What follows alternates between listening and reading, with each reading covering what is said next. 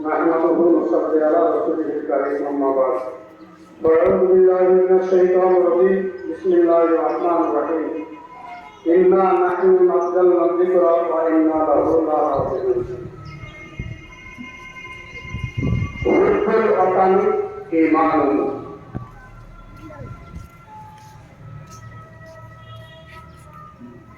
দেশ ভালোবাসা দেশের মহব্বত এটা আমাদের ঈমানের অঙ্গ।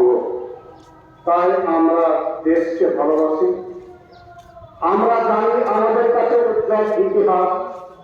1947 সালে 15 আগস্ট ভারতবর্ষ যখন স্বাধীন হয়, সেই স্বাধীনতার সংগ্রামে ইতিহাসে পাওয়া যায় 52,000 আলমীকে ফাঁসির মঞ্চে ধরতে হয়েছে। এমন কোনো গাছ ছিল না যেখানে গোলামে রক্ত পাওয়া যায়নি।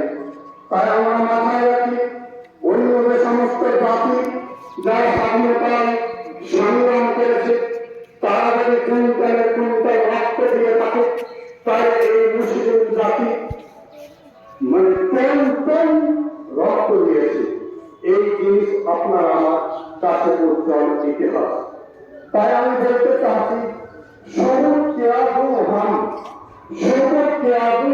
तुझे, शोभत क्या दो हम तुझे, अपने वतन फलस्तीन का आए जमीन, पानी ना हो तो हम किसी मिट्टी से वो करते हैं।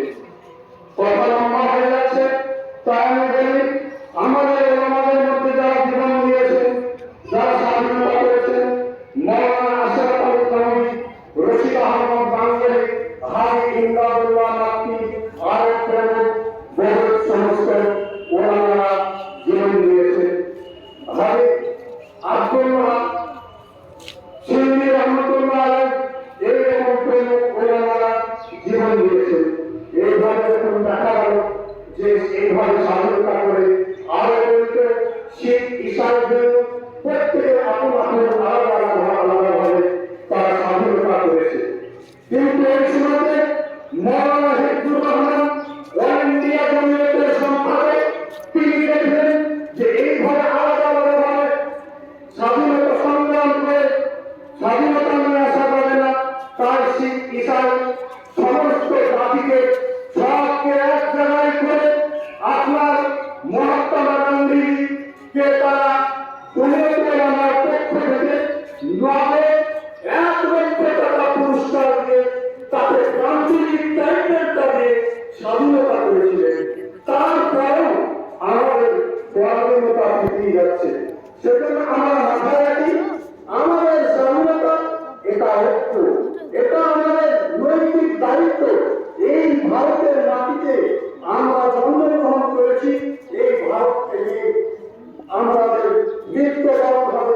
কোরআনে আল্লাহ লিখেছেন, ওয়ামিনহা খলাকনাকুম ওয়া ফিহা নুঈদুকুম ওয়া মিনহা নুখরিজুকুম তারাতান উখরা। আমরা এই মাটিতে জন্মগ্রহণ করেছি, এখান থেকে আমাদের কবর হবে, আবার এই মাটিতে পুনরুত্থান হবে। আর একটা শেষ কথা বলে আমি আমার বক্তব্য লিখে টানব। একভাবে আমরা প্রত্যেকের প্রতিজ্ঞা হবে, একভাবে একটা ধর্ম আলাদা, রক্তের রং এক, ভাষা ভিন্ন, মাটির গন্ধ এক, প্রার্থনা ধরন ভিন্ন, স্বাধীনতার স্বপ্ন এক।